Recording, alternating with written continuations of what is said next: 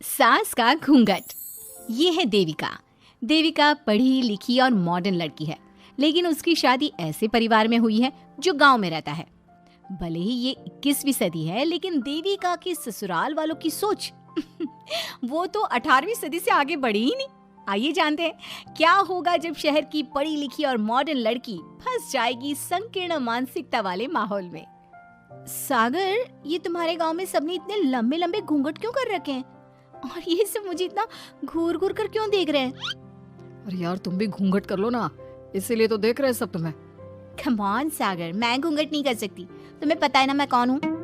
लेकिन देविका, मेरे पिताजी, चाचा जी, बड़े भैया और जीजा जी ने तुम्हें बिना घूंघट के देख लिया ना तो बहुत गुस्सा होंगे और न जाने कौन कौन से फरमान सुनाएंगे। घर चलो, देखा जाएगा जो होगा। सागर देविका से कई बार कहता है कि वो घूंघट कर ले, लेकिन देविका सागर की नहीं सुनती और अपने ससुराल के दरवाजे पर पहुंच जाती है। जब देविका वहां पहुंचती है तो देखती है कि उसकी सास बिमला, चाची सास कम्मो और जेठानी सुजाता ने लंबा सा घूंघट कर रखा था, पर उनकी ननद वीना ने घूंघट नहीं किया हुआ था। लेकिन हाँ, उसने सर पर सलीकी के साथ दुपट्टा जरूर ओढ़ा हुआ था। सागर अपनी पत्नी को सबसे मिलवा रहा होता है, तभी सागर के पिता जोगिंदर बोलते हैं, सागर, तूने बहू को इस घर के तौर तरीके नहीं समझाया। हमारे घर की औरतें बिना घूंघट के किसी पर आए मर्द के सामने नहीं आती और तू इसे ऐसे ही ले आया। पिताजी, मैं समझा दूंगा। वो नई नई शहर से आई है ना, इसलिए उसे पता नहीं है। सागर की बात सुनकर उसके चाचा जी महेंद्र बोलते हैं, ये बात तो तुझे गांव में कदम रखते ही अपनी बीवी को समझानी चाहिए थी। हमारा गांव में बहुत नाम है। तेरी बीवी ऐसे गांव भर में घूमेगी तो क्या इज्जत रह जाएगी हमारी। ये बोलकर जोगिंदर और महेंद्र वहां से चले जाते हैं। शाम को घर की सारी औरतें खाने की तैयारी करती है। खाना तैयार हो जाता है, लेकिन घर की कोई भी औरत खाना नहीं खाती। बहुत रात हो जाती है, तब देविका कहती है, सासू माँ, खाना बने हुए तो देर हो गई, रात भी बहुत हो गई है, हम लोग खाना क्यों नहीं खा रहे हैं? अरे बहू, ये क्या बोल रही हो? हमारे यहाँ घर की औरतें तब तक खाना नहीं खाती जब तक घर के मर्द खाना ना खा ले।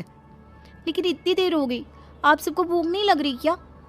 तभी देविका की जेठानी सुजाता कहती है, लग तो रही है, लेकिन यहाँ की यही रीत है, ये निभानी तो पड़ेगी ना। भाभी जी, ये रीत नहीं है, औरतों को प्रताड़ित करने का एक तरीका है। अगर इस घर के आदमी पूरी रात नहीं आए तो पूरी रात खाना नहीं खाओगी क्या? देविका ये बोलकर सीधा सागर के पास जाती है। सागर उसे समझाता है, देविका, यहाँ ऐसा ही होता है, तुम थोड़ा सब्र कर लो, पिताजी और चाचा जी आते ही होंगे, फिर हम सब खाना खाएंगे।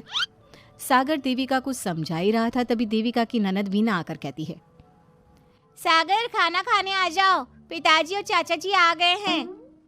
चलो देविका, तुम्हारा इंतजार खत्म हुआ। सागर खाने के लिए बैठ जाता है। जब सब खाना खाने बैठते हैं तो देविका भी बैठ जाती है। सागर धीरे से उसे कहता है, अरे देविका, ये क्या कर रही हो?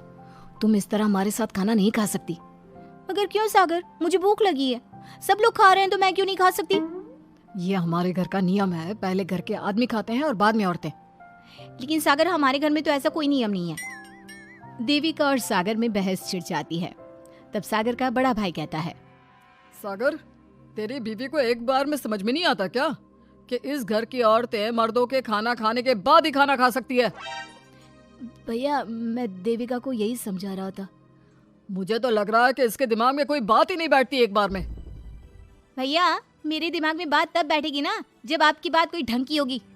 अरे आखिर क्यों घर की औरतों को आप लोगों की बात खाना मिलेगा? हाँ, अब से पहले घर की किसी औरत ने घर की किसी मर्द से इस लहजे में बात नहीं की थी, इसलिए वो सब देविका की बात सुनकर हैरान रह गए।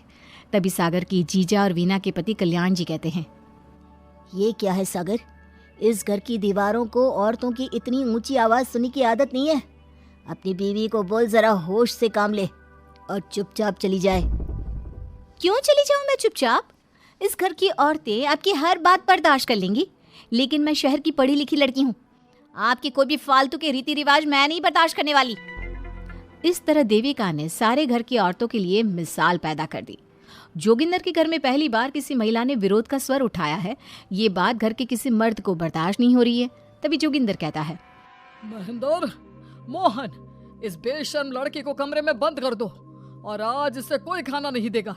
अगर किसी ने इसे खाना दिया तो मैं उसे जिंदा नहीं छोड़ूंगा। महेंद्र और मोहन उसे कमरे में बंद कर देते हैं और उसे खाना भी नहीं देते। रात के 3 बज जाते हैं। भूख की वजह से देविका को नींद भी नहीं आती। तभी उसे कुछ महसूस होता है। ऐसा लग रहा है कोई दरवाजा खोल रहा है, लेकिन इतनी रात को कौन हो सकता है? कहीं सागर तो नहीं? देविका उम्मीद भरी नजरों से दरवाजे की तरफ देखती है, लेकिन दरवाजा खोलने वाला सागर नहीं बल्कि विमला और कम्मो है।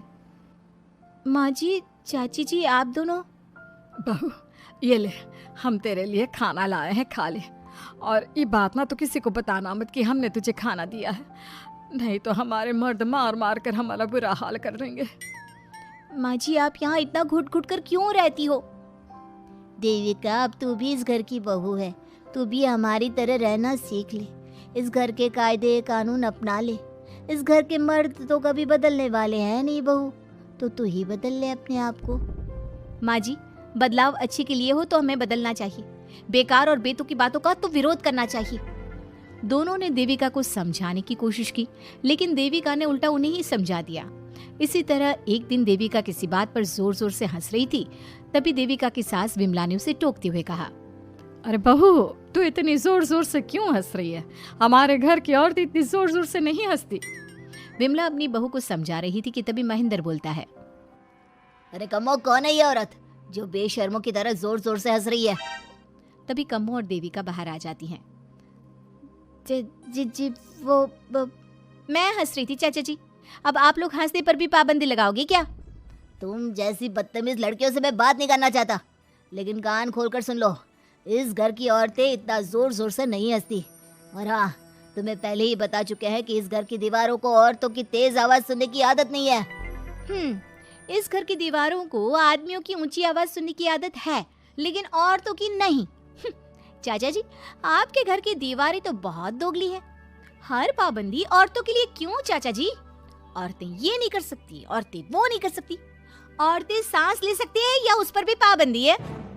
चुप हो जाना बहू, मत बोल और घूंघट कर ले, ये तेरे चाचा ससुर है, थोड़ा तो लिहाज कर। कम्मो के समझाने पर भी देविका चुप नहीं होती। वो महेंद्र से ऐसे ऐसे सवाल पूछती है जिनका जवाब उसके पास होता ही नहीं। महेंद्र गुस्से से सागर को आवाज देता है। महेंद्र की आवाज सुनकर घर के सभी आदमी बाहर आ जाते हैं। जी चाचा जी, आपने बुलाया? अपनी मुंह जोर बीवी को यहाँ से ले जाने तो कुछ अनर्थ हो जाएगा। क्या हुआ चाचा जी? तेरी बीवी जिस तरह से मुझसे बात कर रही है, छोटे बड़े की तमीज नहीं है इसे। कम से कम 7 दिन तक ये कमरे से बाहर नहीं निकलनी चाहिए। अगर इसे मैंने कमरे से बाहर देख लिया तो किसी की खैर नहीं, समझे? पर मैंने कुछ गलत नहीं बोला सागर, जो सच है मैंने वही कहा है। देविका, चलो मेरे साथ। लेकिन सागर, मेरी बात तो सुनो। सागर देविका को वहां से ले जाता है। इसी तरह से कई दिन बीत गए।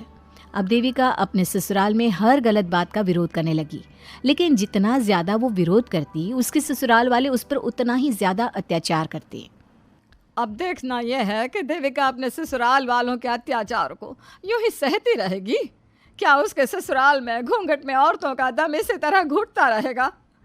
अगर आप इन सवालों के जवाब जानना चाहते हैं ना, तो हमें कमेंट करके ज़रूर बताइएगा। और हमारी स्टोरी को लाइक, शेयर और चैनल को सब्सक्राइब करना ना भूलें।